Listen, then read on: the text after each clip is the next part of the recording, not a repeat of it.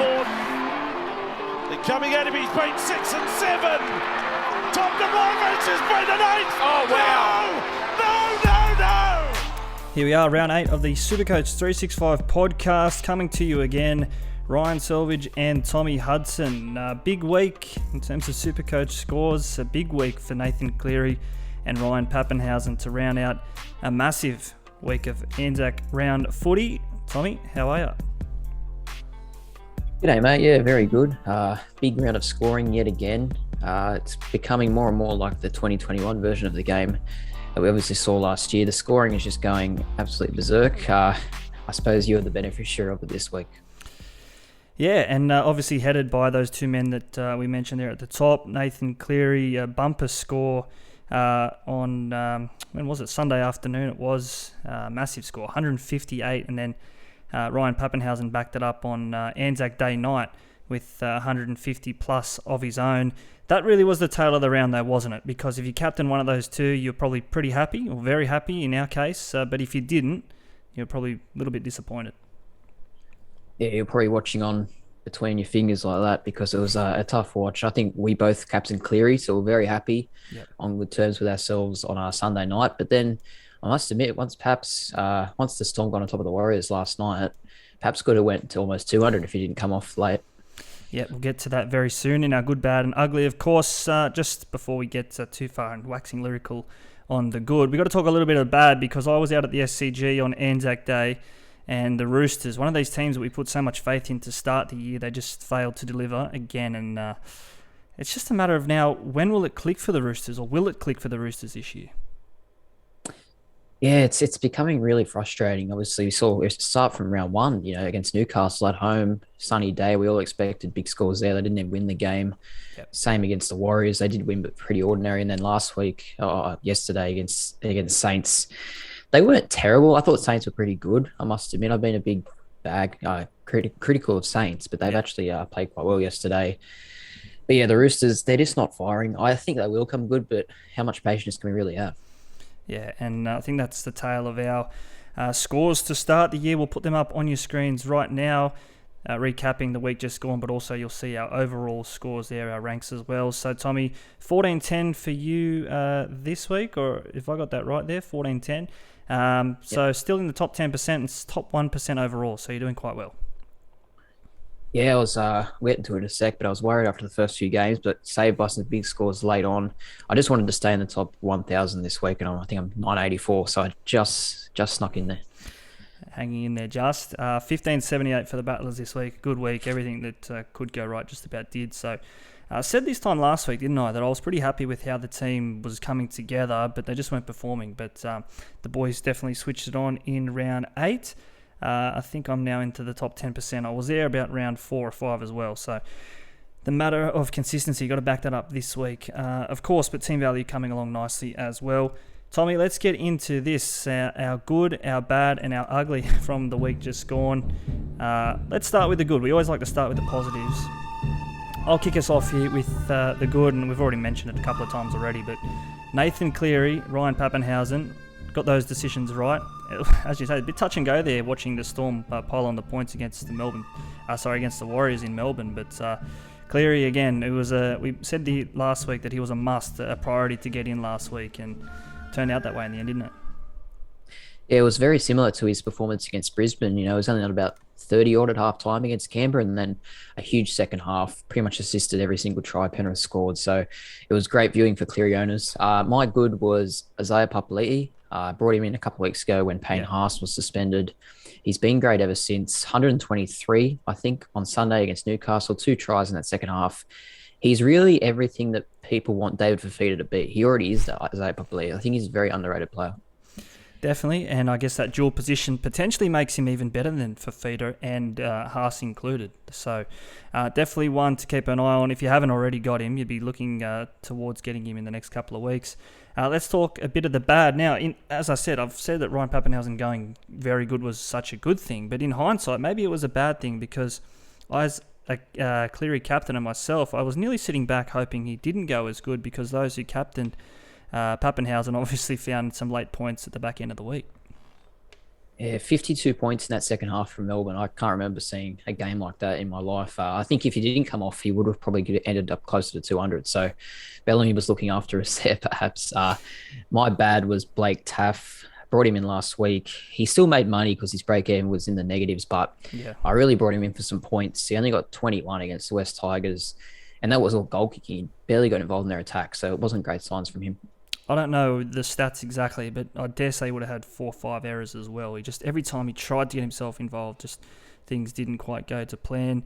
And ugly, to round us out, Thursday night footy, I'm sitting there. I'm pretty happy with myself because I've got Nico Hines. I think I'm not going to get burned too much here if the Sharks go really well.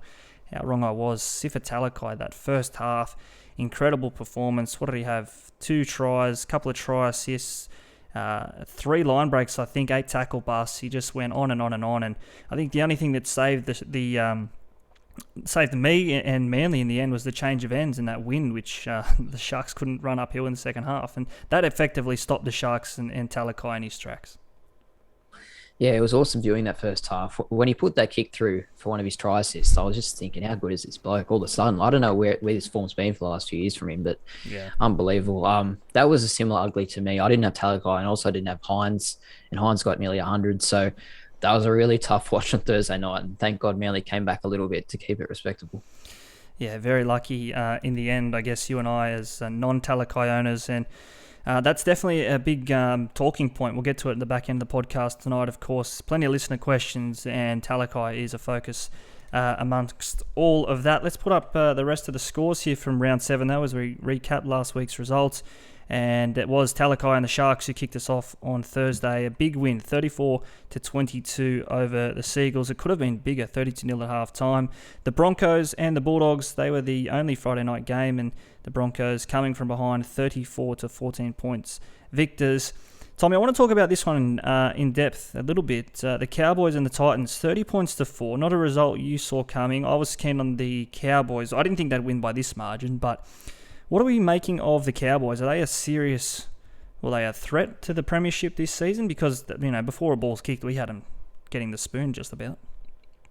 Yeah, I think I had them 15th. You might have been the same. I don't think they're a threat to the premiership, but they're becoming top 8 chances for sure. Like Titans were very bad, I have to say, but Cowboys are still playing really solid defensive footy. Yep. I think Todd Payton's rubbing off on them. He's going really well. Later that night, we saw the Tigers beat the Rabbitohs. Another amazing win for the Tigers, 23-22. On our Sunday, it was 2 demolition jobs, really. Eels 39 over the Knights 2. Good luck to you if you had picked the score in that game. And the Panthers beat the Raiders 36-6. And then Anzac Day footy was pretty entertaining, wasn't it? Yeah, the Dragons, too good for the Roosters in the end, 14-12. Another team like the Cowboys, which continues to surprise us. And then again, that massive scoreline to round us out, 70-10. If you back the unders, it was a very quick watch, that one. You would have been turning it off. What about that, though? We can go on and on about the Storm and just how good they are, but we'll throw up our overall scores here now. Of course, the SuperCoach365 overall group, 576, 855. You'll find it under your leagues in your SuperCoach Classic comps, of course. Roosters pack Troy, still he leads the way. I think he's been there for a couple of weeks now, and I dare say that massive score this week and overall total has been helped by some of those Storm players, Pappenhausen, Munster, and maybe Jerome Hughes, and of course Talakai and Nico Hines as well. Yeah, yesterday was obviously a massive for SuperCoaches last night, Munster and Pappenhausen. It's just getting to that time of year where you need to have those key attacking players, and that was a main feature of SuperCoach last year. I think the start of this year kind of went back a few years, a little bit maybe, but we're getting back towards that. You just need those high ceiling players, and well done to Roosters pack again. He's still 6th overall. Massive. Of course, not too late to join that. 576 855. You can get in, of course, $500 to the winner courtesy of Top Tippers. The only condition is you have to give us a thumbs up across the socials, subscribe to us on YouTube, and I guess show us that at the end of the year you'll be in the running for the prizes. Probably a good segue to introduce our socials and, of course, our YouTube. You should be with us by now right across the socials. We are at SuperCoach365 and on YouTube as well, if you are listening to the podcast. Head on over, because nights like this, Tommy, when we talk Origin squads, we're going to get into this, a real feature of the podcast tonight, round 13 planning and the Origin squads, the implications of that. It does help if you can see what we're talking about. And we're going to throw up some graphics later in the podcast when we get to that. Before we do, though, let's talk some round 8 footy. And it kicks off again. Two teams we've mentioned already that had good wins last week, the Broncos and the Sharks. They get us underway on Thursday night. This one's Suncorp Stadium. $1.28 the Sharks, $3.75 the Broncos outsiders. The line, 11.5 for $1.90 each of two with topsport.com.au. Yeah, really looking forward to this one, to be honest. Brisbane have shown a lot of fight the last few weeks. They seem to go really well at Suncorp Stadium in these night games. And obviously the Sharks are flying. Tamari Martin the other night, I thought he was quite good, and he might be staking his claim to get that 5/8 jersey once Tessie News back, perhaps. Yeah, he looks good. A little bit like a Drinkwater at the Cowboys. Obviously, we've known them as predominantly 5/8s in their NRL career, but coming on, wearing the number 1 and I guess showing us, like Nico Hines, the 1, the 7, the 6. It's all but interchangeable depending on where you're catching the ball and which side of the field. But I thought he was good. Looked strong, couple of half breaks. He'll only get better. I guess the story out of last week was Katoni Staggs from a SuperCoach sense. Didn't quite live up to the billing that he had a couple of weeks before that with scores over 100. But that's the matchup we're looking forward to here, isn't it? Staggs and Talakai, and Staggs called him out after that win over the Dogs. He said, Talakai, let's go, let's bring it on. Yeah, it's going to be awesome. I really think it's going to be a bigger test for Talakai because, like, with all respect to Morgan Harper, like Katoni Staggs is a different kettle of fish. I honestly think Staggs could get the points over him this week. It's going to be a great battle, and probably whoever comes out victorious in that centre battle will go a long way to seeing which team wins. There's a real reason why I haven't brought in Talakai to this point, and we'll get to our trading places a little bit later. But I remember saying and seeing when Talakai went into the centres that I was burned, or I wasn't going there near Talakai because he was ripped up by Katoni Staggs a game in season 2020. Go back and watch it. The lateral movement of Katoni Staggs that gave Talakai all hell. I mean, I shouldn't be playing SuperCoach 2 years in arrears, but that was the reason why I didn't bring in Talakai in the first place. So I'd love to see that from Staggs this weekend to really justify why I didn't bring Talakai into this point. Well, this will be his real test, Talakai. If he can put a show on and show up Katoni Staggs, who's one of the premier centres in the game, well, I'll start to take him really seriously. Maybe he will get in the extended Origin sort of squads.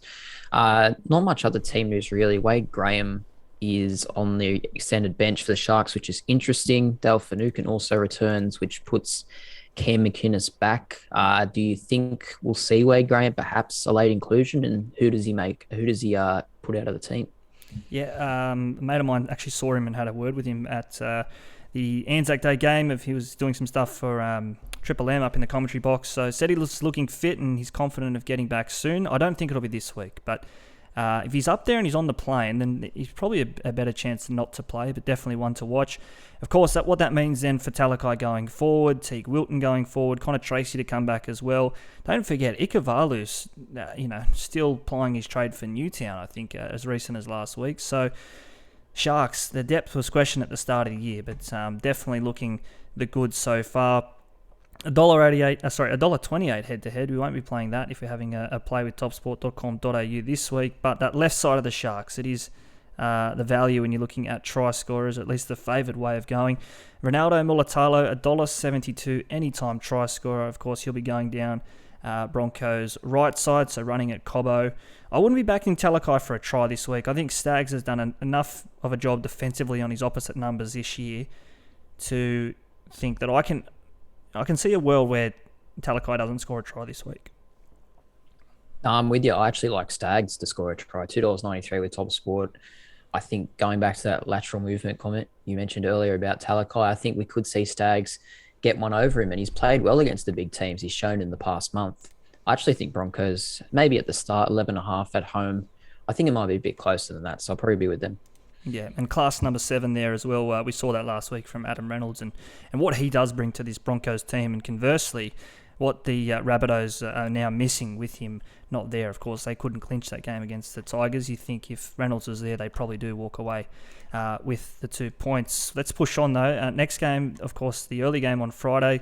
The Gold Coast Titans up against the Premiership Hotshots, the defending champs, the Panthers. Team news, the Panthers unchanged.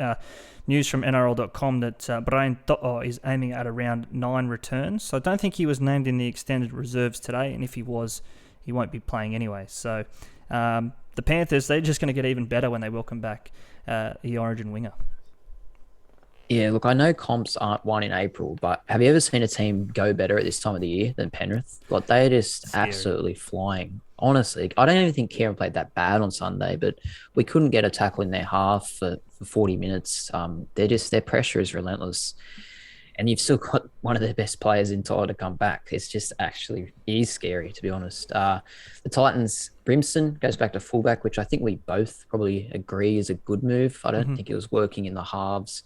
Jaden Campbell's on the extended bench. I don't know if he's going to get in, though, really. Will Smith at 6, but they just really lack that experienced head in their team, the Titans. They're just falling apart a little bit, I think. Yeah, maybe Smith is that. I don't know.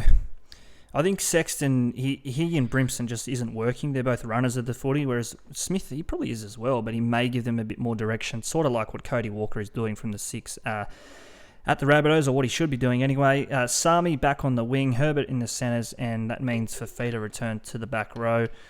As a Fafita owner last week, Tommy, what did you make of his performance against the Cowboys? Because must have been frustrating. Having seen what Talakai did on Thursday night, you've got the same sort of ability, even perhaps better with Fafita out in the centres. It just didn't make it happen, the Titans.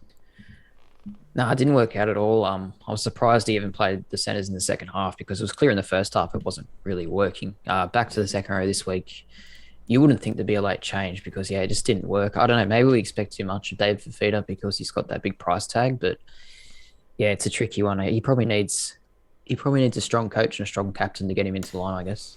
I've said to you a couple of times last year, and you disagreed with me strongly, I think they need to move him close to the ball, not further away. I'd have him at lock. I know he's not the ball-playing type like a Yo or a Murray, but he doesn't have to be. I just think he can do what he can do in the middle of the field. And, I mean, you talk of big bodies and lateral movement. He would be something scary, I think, in jersey number 13.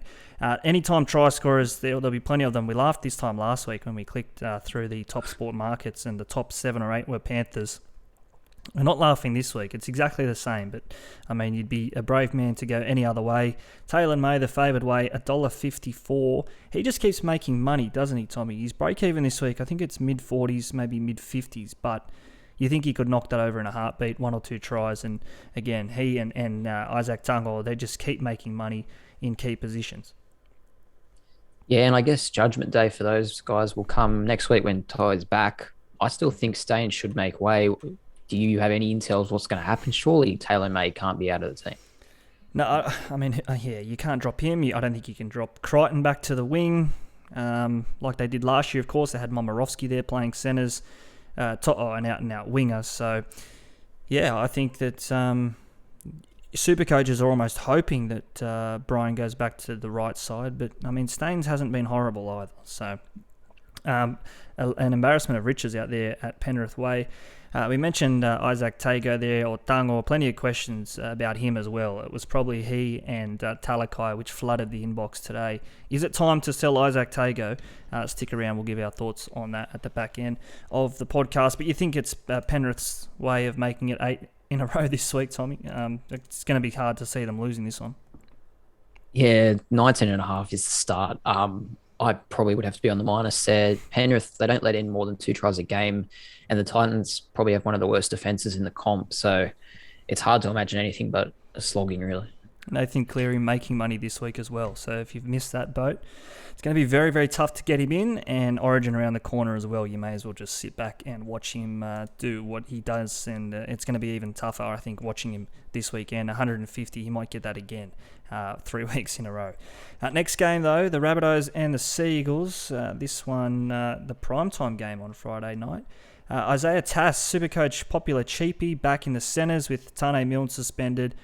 Jacob Host out with C's Havili back onto the bench. Now, will this impact Damien Cook, you think? I know he's coming in as a back row role, but we have seen in the past Havili come on and play a bit of 9. I'd like to think not as an owner, and I think he's honestly been probably the best player this year so far, Cook, for South. So, I hope he gets 80, and you probably should. I don't think Tass would have to play that well to hold out Tane Milne when he comes back, because I don't think Milne's been doing much at all on that left side. He's kind of just a body there. But, Yeah, this is a big game for South to kind of get back into the winner's circle.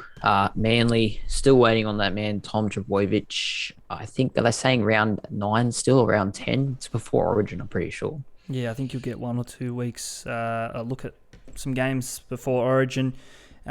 Just on that as well, just on the Rabbitohs, I know they haven't been getting the results, but speaking of those players, the SuperCoach relevant players of years gone by, particularly last year, AJ and Cody Walker getting back into some try-scoring form and some try-assisting form for Walker as well. So we spoke about this little window for Souths. Are they relevant? I know their price.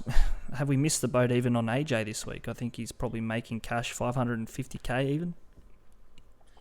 Well, we keep saying, this window of South's good fixtures, but they're not actually playing that well, Yeah. Like they're not actually capitalising on these good fixtures. And I don't know, are they going to? Are they just maybe not that good this year? That's the thing.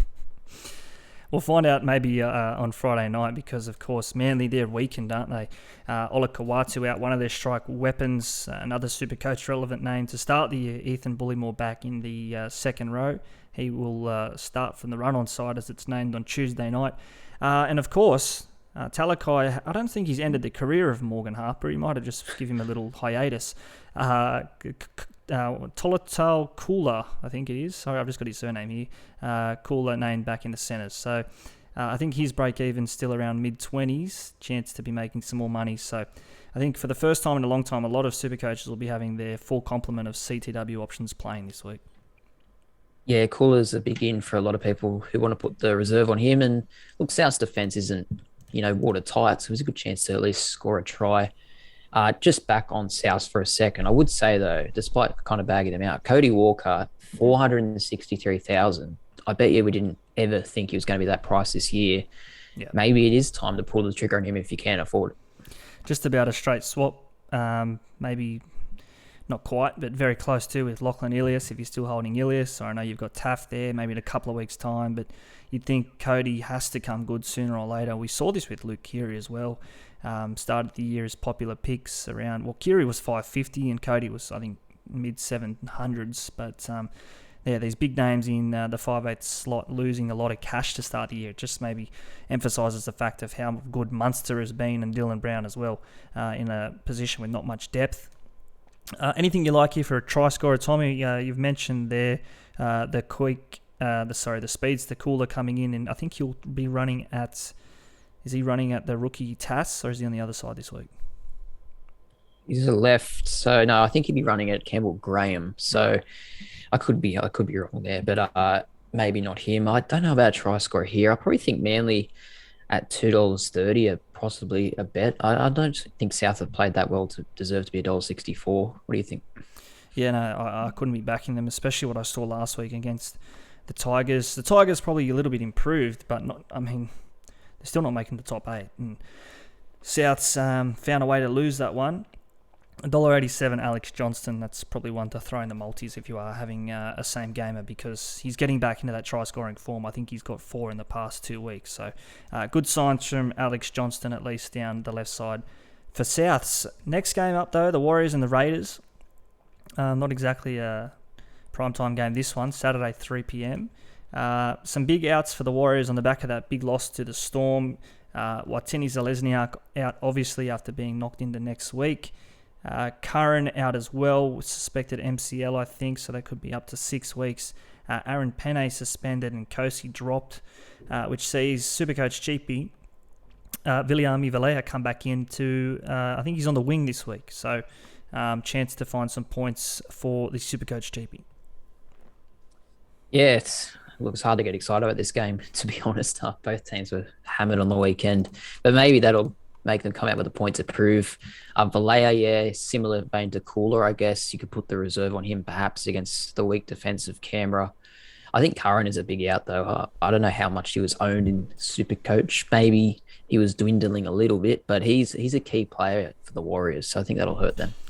It will. As a Raiders fan, Tommy, what do you make of the experiment, if you can call it that, with Rapana back to fullback and Savage on the wing? Did it work? Was it any different to having Nickel Clockstar there, or is it just a case of shuffling the deck chairs? I think Savage was caught out a couple of times down that right side with Steph Crichton eventually scoring a hat-trick. Yeah, look, it's hard to say because Penrith were just so good. I think it didn't matter how we lined up the other day; they would have probably won by 30. So I do think Rapana is just a safer option than seeing K at the back at the moment. If Rapana's, he give his best every week. He really has a bad game, so I'm happy with him there. Maybe Savage against the Warriors. We saw how weak the Warriors can be defensively last night. Maybe this is his game to stand up. Speaking of that, $1.77, the Raiders are favourites in this one. The Warriors just $2.05 outsiders, which I mean, it's hard to pick a winner. It's probably, it should be $1.90 really. I know that sounds funny after a team just loses by 60, but two teams, frankly, very far out of form, but they'll be hoping to get a win over their opposite numbers this week because this has to be a game. If they're any chance of playing top 8 footy, they've got to nail these games because they're effectively 4-pointers. I think there'd be about $20.77 shots better than Canberra over the weekend because you would not touch them at the moment with stolen money. But maybe Jack Whiten would be my play, $3 anytime. He saw how brittle the Warriors can be through the middle, and Jack loves having an attack at the line, so he would be my bet. Okay, follow you in there. You probably know them better than anyone else. But that one, that's Redcliffe Morton Daly Stadium, as we say. The line... just 1.5, the Warriors get it. So, yeah, we're expecting a tight game there to kick us off on Super Saturday. Maybe not so the evening game, the Bulldogs and the Roosters. Again, mentioning teams out of form, the Roosters, I didn't think we'd be having this conversation, but I looked at this game today and I thought the Dogs are actually a chance of winning this. Like, if they turn up and play some competitive footy, I sat there yesterday at the SCG watching the Roosters lose to a Dragons team that they just shouldn't be losing games like that. They look all out of sorts. The spine just isn't working. The forwards are just losing ground every game, and that's probably where the Bulldogs are at their best. Names like Thompson, Vaughan, and of course Pangai Jr., Jackson as well. So big forward battle here for the Roosters. They're going to have to stand up. Yeah, I agree with you about the forwards. I thought yesterday, particularly in that first half against the Dragons just monstered them through the middle. The Roosters just wanted to go sideways, and it wasn't working at all. Maybe that will be, I guess, a catalyst for them to improve this week and just take it to the Dogs pack. I'm not sure. I thought there were signs in the second half that the Roosters were coming good, maybe. But look, I'm been optimistic about the Roosters all year, but getting pretty impatient about it. Yeah, we both are. And as we sort of said, a tale of how we started the year. We put so much faith in the Roosters and names like Keary and Tedesco, and they've just bled cash. And one man who's probably propped that up is Joey Manu. He scored 100 yesterday, SuperCoach, and seems to be doing that weekly. And without Manu and maybe Tupanua there scoring tries, their attack would be very, very bleak. $1.19, the Roosters here head-to-head. The $4.75 outsiders, the Bulldogs, the line plus 13.5. Yeah, I don't know if I'd be touching this even at the plus, but I think if I'm having a bet, I'm probably backing the Bulldogs straight because I think they're going to have to find some form soon. I know they leaked plenty of points the other day, but the Roosters' attack isn't exactly firing either, so they can turn this into a scrap fest. I don't know the weather around Sydney on the weekend, but if they can make it one of those old, scrappy games, it could be one of those upset wins. We've seen a couple of them in the recent weeks. Maybe this is the game. Yeah, I know what you're saying, absolutely, because the Roosters are just continually failing to fire, but there's another part of me that just thinks, what if they do click? Like, they could win by 50. So, I don't know. It's too hard to bet this game. Maybe Teddy anytime $2.20, but yeah, it's a tricky one for sure. It's probably due. Teddy hasn't scored, I don't think, at least in 2 or 3 weeks anyway, so he's probably due for a try. Team news, of course, Daniel Tupou will be missing from this one, so Kevin Nagama comes back in, and I guess contrary to the late team lists that were trotted out an hour before kickoff on Anzac Day, Warrior-Hargraves and Radley named to start. So, of course, both of those guys came off the bench against the Dragons, and it didn't seem to work, did it? They were just beaten to the punch, and I think they trailed 12-0 early, and by that point, the game was gone. Yeah, absolutely. It didn't work. Exactly right. And I think they should start this week. And like you said, the Dogs have a strong pack, so they'd want to match them early for sure. Next game, rounding us out on Saturday. This one up at Darwin. Looking forward to this one. Two teams, when the whips are cracking right now. The Eels and the Cowboys. I think it's 3rd or 4th and 5th as it stands at the moment. So two teams in good form. Eels unchanged, which means Dylan Brown stays in the centres. I know owners won't be too fond of that. I don't think so anyway, reading between the lines this week, which means Jacob Arthur stays at 5'8". Now, this is an interesting one because a couple of weeks ago, Dylan Brown was, the best 5'8" in the game, not just in the NRL, but SuperCoach as well. So strange decision this one to move one of their informed players out to a spot where he's going to be getting less ball. Yeah, I couldn't believe it when I saw Wacko's Whispers tweet at 1 p.m. on Sunday about Dylan Brown's going to the centres. Like, when do you move probably your second best player almost out of their position? It seemed odd, but I don't know. They won by 37 points, so I guess he's trying to do it again. I think this is a lot harder game, though. Cowboys are playing really well, so maybe it'll burn them. I don't know. Cowboys unchanged from that big win over the Titans last week. Excuse me. Obviously, we've been seeing in recent times Cotter named on the bench, but he ends up starting, and Tamalolo to prop. That's just a formula which seems to work. Someone who owns Cotter, Tommy, I mean, he had a couple of games there, mid-60s and 70s, but just a little bit off the pace last week. Is that a concern, or happy to stick with him there knowing that those big scores are a possibility? I think it is a concern because from just watching him play, he's playing really well, getting involved, but it's just not translating to scores. He only got 43 the other night, and I don't think he could have done a lot more, really. And I think his break-even's now up to around 70, so he could be on the chopping block.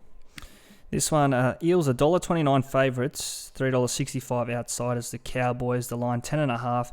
Over under here, 40.5, $1.90. Now, again, spoke of Sydney weather. I don't know Darwin weather, but that overs could be in a bit of strife, I think, because the Eels, they love playing in dry footy. We saw that on the weekend. I know it was daytime there, but it's just a dry track, a hard track up in Darwin. They do have some speed on their edges, so I think that the over 40.5 probably would be the way that I'd be going here, despite how good the Cowboys' defence has been.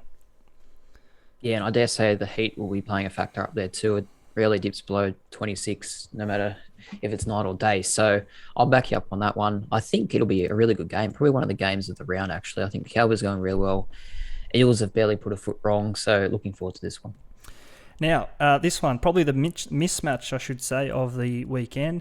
The Knights and the Storm. Spoon contender up against Premiership contender. Knights, they just keep winding them in. $9 now, I think you'll get for them to get the spoon. And look, I don't want to say I told you so, but they're just starting to fall apart in the Knights. And it's a real tricky little period for them here. And I say this seriously. $8.50 outsiders this week. You're not thinking they're getting the 2 points. They could be, 2-6 potentially after this. Look at their draw before Origin. I mean, I can't see them having won any more than 4 or 5 games maximum by that point. So they're in a bit of strife, the Knights, and Dane Gagai out this week as well. It doesn't help the cause. No, it doesn't. And you've been a broken record about the Knights, but I'm starting to agree with you a little bit. That was really alarming the other day, the way they just folded against the Eels, only managed the penalty goal.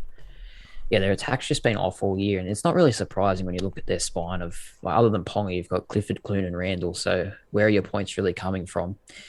And then you look on the other side of the coin, you've got a team that scored 70 yesterday. Jeez, I don't know. This could be anything. Incredible. Yeah, the over-under 42.5. Again, I'd be backing the overs. I think Storm could probably score that themselves, really. If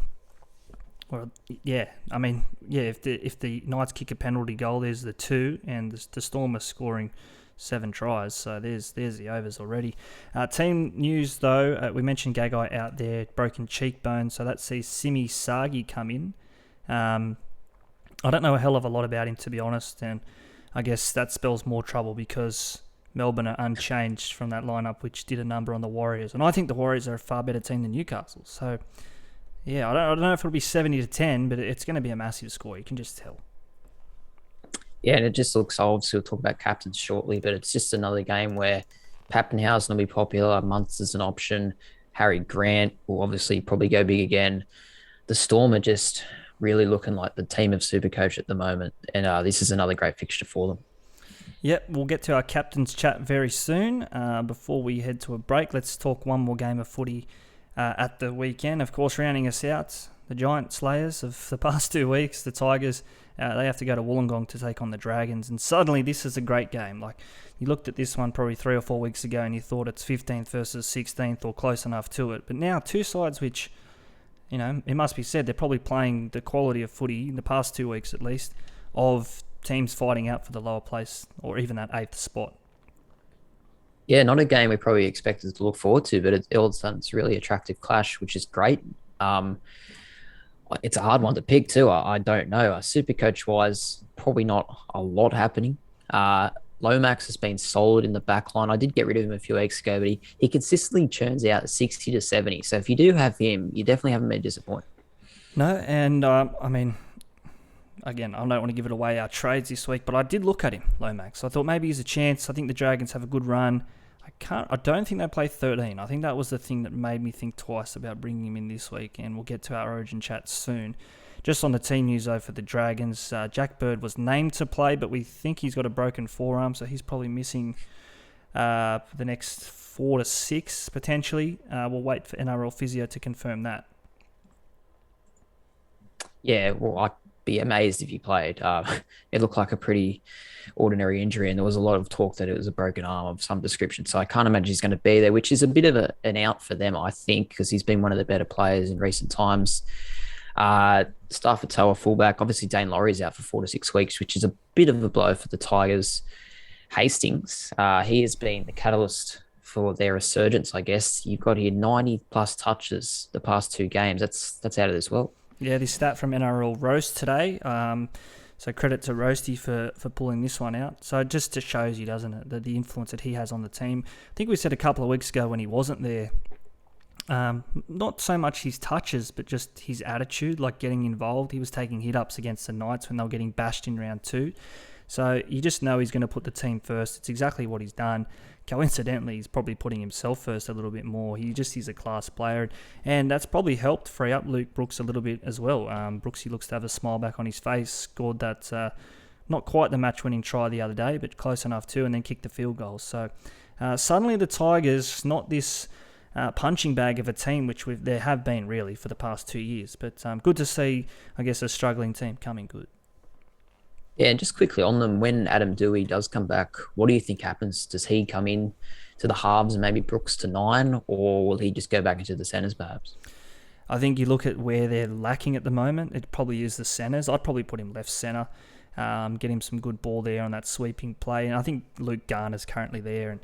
And, suddenly you get him back in the back row, and that is a dangerous left side because he can hit a hole, and Dewey, we all know what he can do.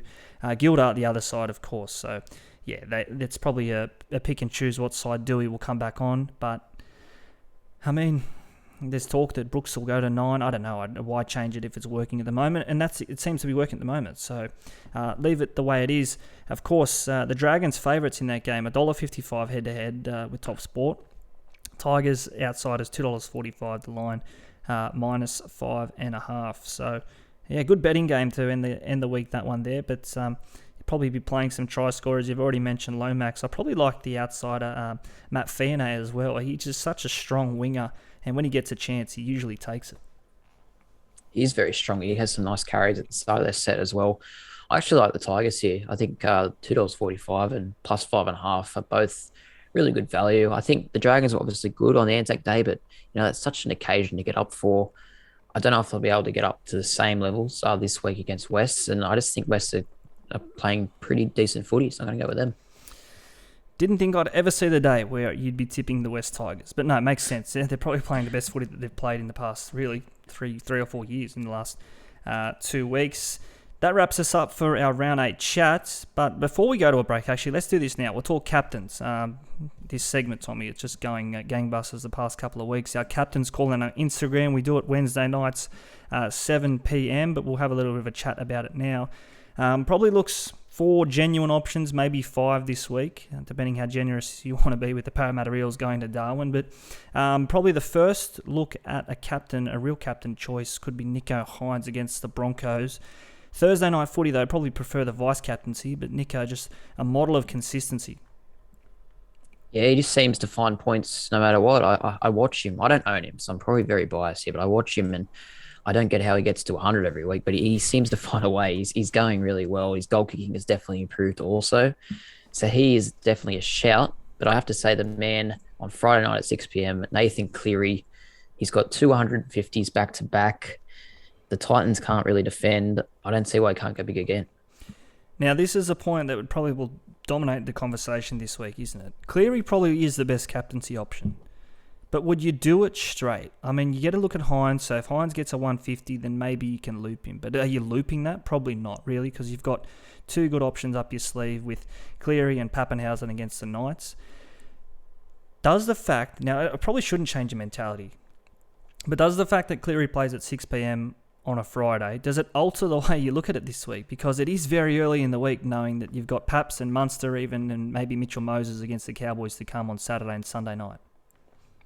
Yeah, I really do love having two bites at the cherry when it comes to the captaincy. So, like at the moment, I'm thinking of doing vice captaining Cleary and then captaining someone else later in the round, possibly Pappenhausen. But then again, you got to find that loophole and cop that low score in return. So you really have to weigh it up. Yeah, and mentioned at the top there, names like Valea playing, so you may not have him, and then obviously Cooler playing as well. So these centre wings, you know, you're probably going to cop one of their scores and not like a Brodie Jones or someone up in the 2RF, or both Fermor if you're still holding, or a Randall even at hooker. So something to consider. Obviously a name that we've mentioned there besides Cleary, Mitchell Moses. Look, maybe not the best captaincy shout, the way he's performed the past couple of weeks. I think he's got a 72, maybe an 81 amongst that, but we have seen it already this year, haven't we? He can push a 140 upwards. So Moses against the Cowboys. Cowboys' defence has been pretty good, but as I said, my best bet in that game is the overs. If they get on a roll, the Eels, he could very quickly go 3 figures plus. Yeah, no doubt about it. Cowboys probably have been defending better, like you say, so I wouldn't do it personally. I don't actually own Moses, but he's worth a shout. But I think there's probably better ones on Sunday, isn't there? Yeah, we'll get to that right now. Just on Moses, though, he's almost at that point, isn't he? I mentioned here in the captain's chat, but I look at his break even. I look at the fact that they're not playing round 13. He may have some origin. I know he's not probably beating Cleary besides injury to the jersey, but he may be in an extended squad, which we'll chat very soon. He's either a captain or he's a trade out this week. Close enough to it anyway. Of course, Sunday afternoon footy, the game we've already spoken about, Pappenhausen and Munster at Newcastle. Now, Pappenhausen, obviously the pick there, giving of what we've seen last week, but he did come off early last week, so maybe that's something we have to consider as well. I mean, the damage was already done, but Munster, again, I love the way he's playing at the moment, has that 3-figure score in him, and when Paps does come off, he invariably goes to fullback, so that could make him even better. Yeah, Munster's flying. I'm very glad that we both found him very early this year because he has not let us down at all, apart from maybe one game against the Bulldogs. But every other game has been very high scoring. But yeah, I don't think he can go past Paps at the moment. He's just so involved in their play. Any line break, he's just looming up, ready to score. And he's kicking goals pretty well as well. So yeah, he's hard not to captain. He will be a popular pick this week. I think he's probably going to be an even more popular pick this week than he was last week. I don't know what he was. Was it 20-something% last week? Yeah, 22, I believe. And Cleary was 15, and I think those two will just be dominating again for sure. Yeah, they're probably the clear picks of these two. VC Cleary, C Paps, probably the way that a lot of people will go. My message to anyone listening to this is don't overcomplicate it. Don't try and get smart. We saw it in round 4 when people tried to go to Munster against the Bulldogs and sort of had that pod captaincy play against Pappenhausen. Just simplify it. Pick the best player who with the best matchup this week. And as we say, it's probably hard to go past Cleary on the Gold Coast or Pappenhausen at Newcastle. Coincidentally, of those options we mentioned there, Hines, Cleary, Paps and Munster all playing away from home this week. If that's a consideration, probably not. They don't really care where they play. They'll play on the moon and score 150, those three. Yeah, it's hard to imagine them all not going big again. And they're playing teams which aren't that strong defensively and just in really bad patches of form. So, yeah, I think we'll be seeing some big scores again up towards 1,500. He's hoping so. He's hoping that the Battlers and the Doja Cats are amongst that lot. We're going to take a quick break here. SuperCoach365 podcast. On the other side, we're going to talk Origin. We're still 4 or 5 weeks away from the teams getting named, but never too early to look ahead to the premier game on the Rugby League calendar, or the 3-game series on the Rugby League calendar, but plenty of implications and impacts it will have on the SuperCoach season as well. So stick with us. That's on the other side. Having a bet on sport this week? Top this. Whether you're into cricket and curling or golf and greyhounds, TopSport will let you on for plenty. And with literally hundreds of markets from your own backyard to the international stage, TopSport has you well covered. So if you want to get the top odds every time, bet with TopSport. Top that. Download the app today. TopSport. Feel the excitement. Don't let the game play you. Stay in control. Gamble responsibly. Welcome back, SuperCoach365 podcast, proudly brought to you again in season 2022 by TopSport.com.au. Before we get into the Origin chat, we do this every week. We talk a bit of rugby league futures. TopSport, the only place where you're having a bet. If you do so, please do so responsibly. If you're not already a customer, you can join TopSport via the link in our Instagram bio. Put in your referral code as, I think it's SCoach365, or at least click SuperCoach365 on the drop-down. Tristan and the guys, they will look after you as well. With that, Premiership winner, probably the main market that we look to here. The Penrith Panthers into $2.80 favourites to take it out. The Storm, the next clear pick there, $3.60. And suddenly the Sharks, $7 to clear elect in the third line of betting, $7. So they've come in, the Sharks, but the two dominant names there, the Panthers and the Storm, looks a good go to make it a rematch or a repeat of the 2020 Grand Final again this year. Yeah, it's really hard to go past them, isn't it? Penrith's defense is just unbelievable, and Melbourne's attack is so good to watch. And they play each other in 2 weeks from now in Magic Round on the Saturday night. So that'll be an awesome match and probably the grand final preview, if you ask me. Looking at the make the top 8 markets, we said there, I asked you today, who is the 5th best team in the NRL at the moment? It's such a wide open question. But if you do think it's the Cowboys, $2.10 to make the top 8. I think that's probably a little bit of value there given what we've seen. Still have to come up against some of those bigger names, don't they, like the Panthers and the Storm, and prove themselves defensively. But $2.10 probably not a bad way if you are playing the top 8 futures there, or to miss the top 8. If you think there's a bit of value in some of these teams that are underperforming, maybe you look at South Sydney, $2.85 to miss the top 8. So bit of value there around these teams that, Souths, they've lost some games this season already that they probably should be winning. We think the class is going to rise, but we've said that about the Roosters as well. We're just still waiting to see it from these big teams. Yeah, absolutely. And teams like the Cowboys, $2.10 to make the 8. We never thought we'd see a price like that after 7 rounds or whatever it is. So I don't know if they can sustain it, but hey, good luck to them. Maybe the Broncos, I think, are a decent price at $3.40. I just think they're capable of playing really good footy. They're getting better with Adam Reynolds. They've got Payne Haas there steering the ship up front. I don't know. Some exciting backs as well. I think they're a smoking to make the 8.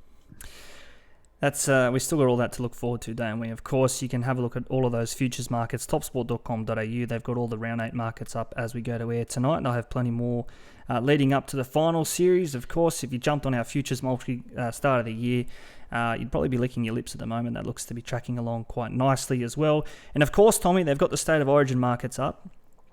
New South Wales series favourites, I think they're about $1.40, which is pretty short for mine given what we'll see from the Queensland squad. Let's start with the New South Wales squad though, the favourites, the defending champs. We'll bring this up on your screens now. Now this is a possible New South Wales squad that we've put together collectively, you and I. Pretty much beyond jerseys, what are we saying there? 18 and beyond really. Maybe inclusions as probables or possible inclusions in Freddie's extended squad. We've picked 25 names here. We think they'll run with a broader squad this year given COVID and the implications. But what are we making of these names here? It looks a pretty solid squad and a chance to make it a couple of Origin series in a row. Yeah, it looks like almost my whole classic team, unfortunately. That's going to be the big takeaway from these squads. It's really, you're not going to have many players playing that round. So it makes the games that are on very important to look at. And your next few weeks, you're going to have to sort of chopping and changing. But I'd say from this team that we see here, the New South Wales probable possible squad, I think the Roosters and the Panthers, or especially the Panthers, they're the most heavily impacted by it. And they actually play around 13. So there's a fair few, I guess, cheaper options that we can look at from the Panthers to possibly fill our teams. For those listening on the podcast, we'll go 1 to 17 here at the fullback. Still having James Tedesco there. I know there's some chat around, will it be Pappenhausen, Turbo? Teddy's the captain. Freddie's not going to not pick James Tedesco. So Tedesco here. Tom Trbojevic. Now, in the centres, we've got Steve Crichton / Latrell Mitchell. I think they'll give Latrell Mitchell every chance, but if he's not fit, I think they just go with the Penrith combination from 2020 down the left. It'll be Luai and Crichton there, of course. The right winger, we think at this point, will be Josh Adokar. Can't remember him playing a bad Origin game so far in his career. Luai and Cleary, the obvious picks in the halves. Front row, Haas and Safidi Cook being the hooker. Now, this is where it gets interesting, doesn't it? The edge back row roles for New South Wales, we think it's probably going to be Cameron Murray. Of course, he's playing through the middle for Souths. But Liam Martin, we both settled on Liam Martin here in jersey number 12. Probably not playing his best footy to date this season, but again, just that Penrith connection that they're going to have in the halves, and of course with Isaiah Yeo likely in jersey 13 as well. It is a real daunting prospect having this many club combos in an Origin team, and he probably gets first crack given what we've seen Penrith do already this year. Yeah, I think you've nailed it there with the Penrith connection. It puts him ahead of possible other candidates like Angus Crichton, who probably hasn't been playing his best footy. Although I do think Crichton will find his spot in the 17 somewhere. He's been a good Origin player over the years. Having a look at our bench, both went Nico Hines at 14. We'll talk about that in a sec. Hines or Pappenhausen, probably a toss-up. Junior Paulo, Jake Jabojevic, and Tarek Sims. But there's many other names there that you could probably sub in for those guys. Yeah, you've already mentioned Crichton there. We had him in the extended squad. Again, probably like some of those other names below him. Mitchell Moses, White and Gutherson, Clemmer, Kaloa Matangi, Campbell Graham, and Sifa Talakai. We've got him in jersey number 25, or at least in the squad, given his recent performances. There's been plenty of chat. Just going back there to Angus Crichton. Again, not playing his best footy, but sort of like Josh Adokar even at the Bulldogs. They've never played a bad Origin game, I don't think. So Freddie will have to repay that in some way. Jake Travojevic in jersey 16, that's probably an interesting one. Like, I think he's well below his best, but again, never let New South Wales down. And almost the other way here with Tarek Sims in the 17. Again, he's probably not playing anywhere near his best either, but what he did for New South Wales last year, it almost has to be, the faith repaid there as well. He was nearly New South Wales' best in the 3-game series. Yeah, no, it's hard to argue. He was brilliant last year, and Freddie's a pretty loyal coach by the looks of it, so he may pick him again. I want to get your opinion on Hines versus Paps for the 14 spot. I honestly think they probably carry both into the game in their top 18 in some capacity, so it probably means obviously both won't be eligible for round 13. I don't think their clubs are playing anyway, but it will be important for round 17. I think they'll be both included in the whole series. What do you think? Yeah, I think last year, Game 3, Nico Hines was the 18th man. I think he's proved himself enough for the Sharks this year to say, no, I can step up and fill a void, be it in the halves and, fullback. We've seen him come off the bench for the Storm in previous years and playing the centres. So Hines, Mr. Versatile, I think he is a 14, more so than Pappenhausen, who we've seen he can, be damaging through the middle coming off the bench for the Storm, but really he's a fullback and not a knock on him, but probably not too much more than that, whereas Hines can play 1, 6, 7, 9, 13, and even, in the centres, as we say there. Speaking of round 13 buys, we'll put them up on the screens here as well. You'll see them there. The Broncos, the St. George Illawarra Dragons, Parramatta Eels, the Knights, the Rabbitohs, the Sharks, the Storm, and the Tigers, all missing from action in round 13. Now, what we want to get to here is if they are to take in these extended squads, New South Wales and Queensland, well, what does that mean for teams that are actually playing that week? So you've had a look at the draw there, Tommy, and you can see some names, or at least some clubs who will figure that week, and some of those less affected than others, or those that are playing Origin that week. Those guys that will be missing, for example, Stephen Crichton. I traded him in a few weeks ago thinking he would be there round 13, but the door suddenly opens up, particularly at Penrith. They could have 6, 7 Origin reps. So Penrith, one of those clubs that you could be looking towards now, even trading in some of those lesser names. Yeah, and I think if we go back to someone we mentioned earlier, like Isaac Tago, I don't think we'd probably look at getting rid of him because he's going to be they're playing the Bulldogs too, Penrith, in round 13. So he's probably looking at a decent score that day. I know it's still, 3 to 4 weeks off, 4 to 5 weeks off, but I still think he's worth keeping purely for that round. Taylor May also will be a good scorer that week. What are Penrith's forward stocks like on the bench? Who can come in for the likes of Yeo and Martin? Yeah, it's probably where we're looking to Sorensen and Matty Eisenhuth. Has already been doing some good work there through the middle. Just put those buys back up on your screen there as well. So these are the clubs most affected in those Origin weeks, or at least round 13. But I think beyond that, if you are looking to sort of trade out some of these players and maybe bring in almost like nothing, I know it's very early in the year to start thinking about cashing out and I guess using that cash elsewhere and trading in non-playing players. But would you be shocked if Maverick Geyer makes his NRL debut that week? So again, probably a good chance there to bring in someone like that, or a Shannon Harris if we are looking the other way and we do want a purely nuff a 2RF CTW option there with I guess not upside, but they may get one run and never to be seen again, which can be good in SuperCoach sense because they're cheap enough. You'll get some points that week, but they're not going to be an auto emergency nightmare going forward. No, I like the shout, and also with the game the way it is at the moment, very physical, and player welfare is at the forefront of everyone's mind. There's no guarantee that these Penrith players, Roosters players, will back up in round 14. So these players could get a second bite of the cherry, so it may actually be worth it. But yeah, I think it's a massive consideration. I don't think it's too early to start planning for the buys. No, not too early. And of course, I mean, you look at Penrith, it's probably the easiest one there. Sean O'Sullivan, you think he'd be coming in the half somewhere. Kurt Falls could make an NRL debut. So I know you mentioned there that looks a good fixture for Tago and May and maybe some of these other Penrith names. But I mean, if Burton's not picked, and we didn't have him in this New South Wales squad here of 25, if he's not picked, I mean, the Panthers probably start outside as that, and that could be their first loss of the year, really. So, anyway, I think we saw that last year as well with the Panthers losing in Origin time to the West Tigers on the back of a big winning streak. Anything else there to consider? We'll bring up, you'll see it still, the teams with the buys on your screen. The Broncos, obviously, Payne Haas figures amongst that list. Katoni Staggs potentially as well, not in that squad of 25 we had there, but another name which could come in. We'll get to Queensland very soon and some possible... actually, let's do it right now while we're thinking about it. We'll put it up here now. This is the possible Queensland squad. Again, we've sort of put this together, Tommy and I, tonight. At fullback, Kalen Ponga. On the wing, Xavier Coates and Hamiso Tabuai-Fidow, who's been named to return through the Cowboys' extended reserves this week. So not named, but we've got him on the wing. Valentine Holmes and Gagai in the centres. Now, Gagai's missing some footy. He might be rushing to get back for Origin, but we know how good he is for the Maroons. The halves there, Munster and Cherry Evans as well. So that's a solid back seven there and plenty of speed amongst all of that. Yeah, absolutely. That's a very exciting backline. I really hope they're listening to us. I think they know more than us, but I think it will be pretty similar to that. Let's look at their forwards, the two props. Josh Papali, he hasn't been great, but he's been very loyal servant to Queensland. He'll be there. Tino as well. He's been always solid, and he's a good young player. They'll be picking him. Harry Grant should win the race to number 9, although they do have some good depth there.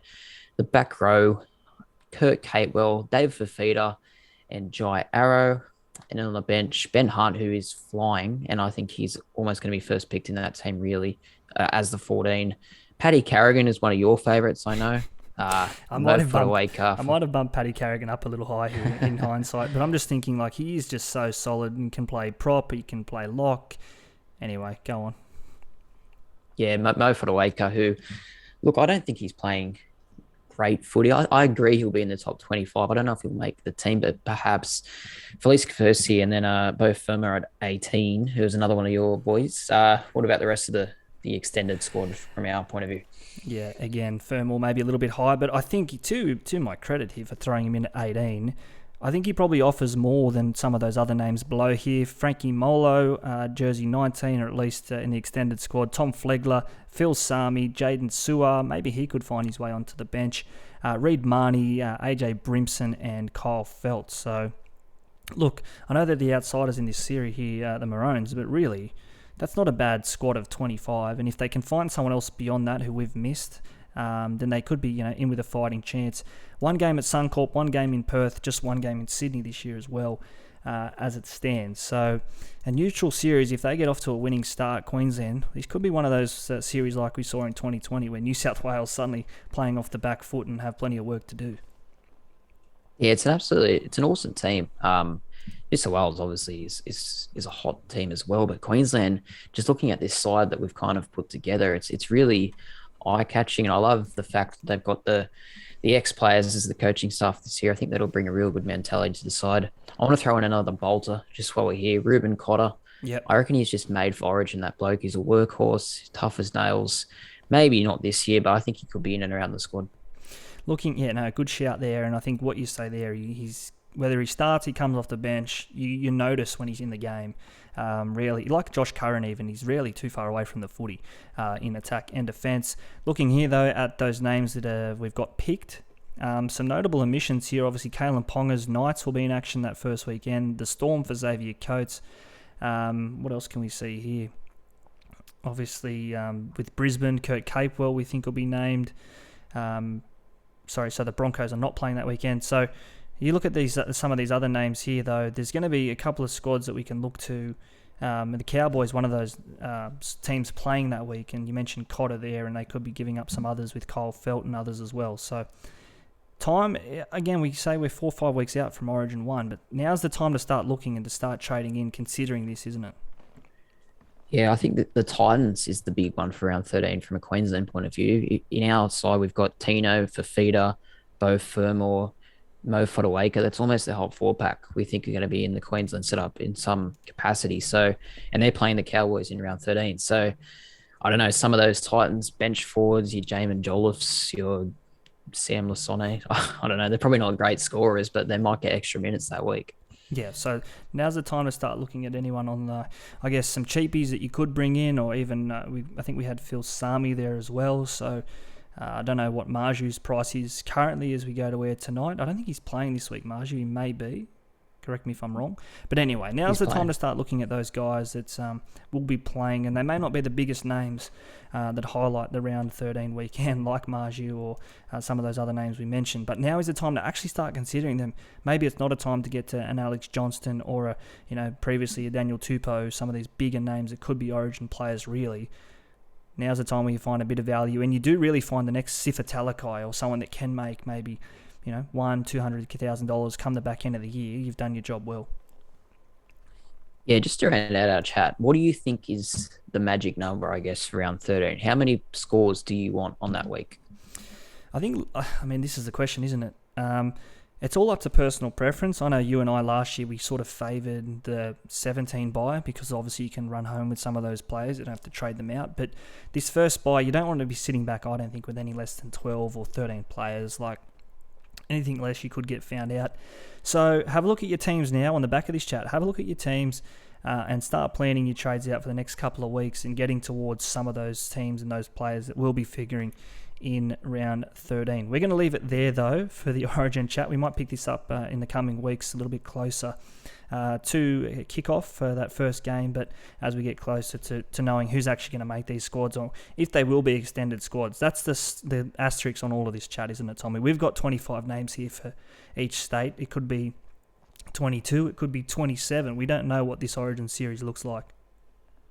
Yeah, I think with COVID, like you say, being such an issue still, I think there's a good chance it'll be extended squads. And even if it is 22, a lot of the names that we've mentioned here are going to be in the running. So definitely worth considering. Righto, let's push this on. We've gone beyond the hour so far. Trading places, our team updates for this week. Now, Tommy, you and I, we put our heads together every week and we sort of check in and say, well, who are we bringing in this week? We came up with donuts, we did to this point anyway. So nil trades from us both this week. And I think that's partly because we're happy with the team we've got, but also we need to start conserving some of these trades, don't we? Because we've been burning through them. Yeah, I think I've traded at every opportunity so far and used one of my boosts. So yeah, I'm down to 29, I think. So I want to be a little bit more conservative, but I haven't absolutely settled on no trades. People like Chris Randall and Ruben Cotter, their jobs aren't safe this week. That's all I'll say. Yeah, and I mean, I sort of been, hedging my bets a little bit last week when I traded out both Fermor and brought in the Fletcher Baker. Now, again, not a huge name, Fletcher Baker, but the Roosters are playing round 13. So my thinking was, if Angus Crichton is missing or, some other Roosters find their way into the Origin team, then maybe Fletcher Baker gets a couple of more minutes. Victor Radley maybe someone who could make way. Anyway, so that's us. No trades from us both this week, but we will keep you updated with our final teams at our Instagram, 7 p.m. on Thursday night. SuperCoach365 will have our lockout team lists for round 8. Tommy, let's round this out with some listener questions before we wrap it up. Another big episode tonight, but we'll get into this now.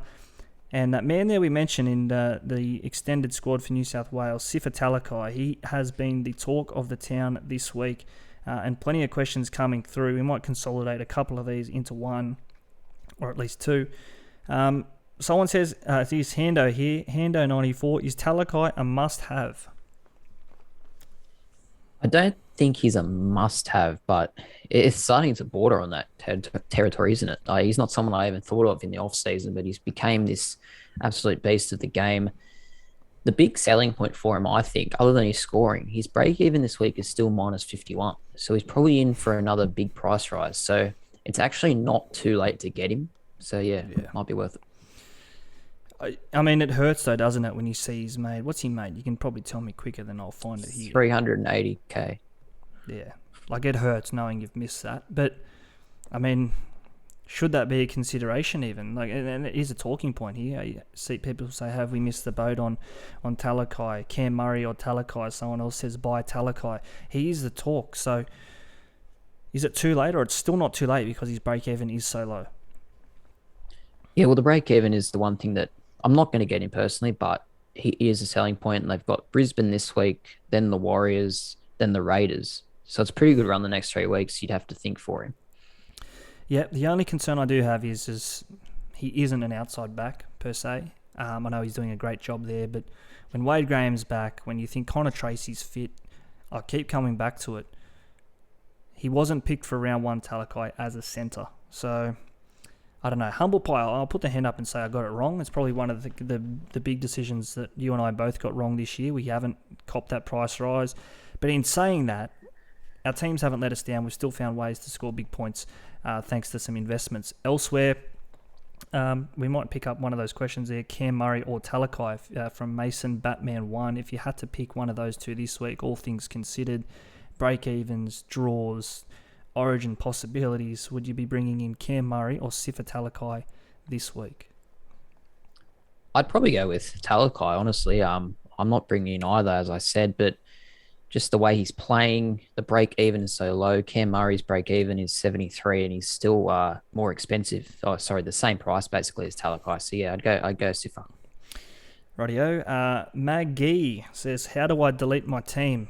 I'm guessing that they didn't captain Cleary or Paps last week, and they didn't have Talakai either. I don't know how to delete it. Just delete the app. It's probably one way about it. Alex Brigo says, Paps, and Talakai, who should we prioritise to bring in this week? Now, this is a great question. Obviously, we've spoken highly of these three already on the podcast tonight. Isaiah Papali'i, he won't be playing Origin. The Eels, tell me again, do they play round 13? I don't think they do, so that's a knock on him. Talakai may be in an extended squad, so too Pappenhausen. So, playing for the run home, though, I think the Storm don't have the bye 17. Paps probably may be in an Origin squad anyway, so I don't know. If you had to prioritise one of those three, who would it be and why? I think Pappenhausen. He won't play probably either of the bye rounds, but it's Pappenhausen, you know. He's shown a couple of times this year he's one of the best players, probably the second best player on SuperCoach. So I think you got to have him. We had him as a Dally M medalist before a ball was kicked. Some laughed. Now they cry. Anyway, he's doing well. He still tops the Dally M leaderboards, 15 points from 7 rounds. So it shows you how well he's going. Another one here, Penton Blake. Blake Penton asks, Suwali a SuperCoach option?